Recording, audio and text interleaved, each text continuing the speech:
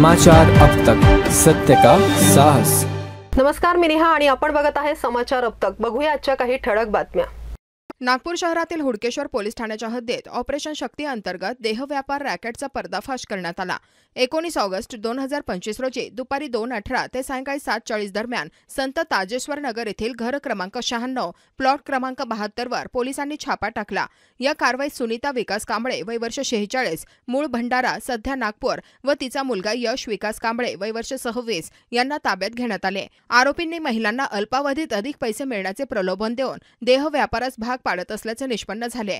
छाप्यातून 63,500 रुपये रोख, 4 मोबाईल किंमत 31,000 रुपये तसेच 20 नग कोंडम जप्त करून 94,700 रुपयांचा मुद्देमाल जप्त करण्यात आला। यावेळी एक पीडित महिलेची सुटका करण्यात आली। आरोपींवर अपराध क्रमांक 542/2025 अंतर्गत कलम 143(2)(3) BNS तसेच अनैतिक व्यापार प्रतिबंधक अधिनियम 1956 अंतर्गत गुन्हा दाखल करण्यात आला आहे। पुढील तपास व कारवाईसाठी आरोपी व मुद्देमाल हुडकेश्वर पोलिसांच्या ताब्यात देण्यात आले आहेत। पोलीस आयुक्तांच्या आदेशानुसार मानवी तस्करी विरोधी ही धडक कारवाई नागपूर पोलिसांचे मोठे यश मानले जात आहे।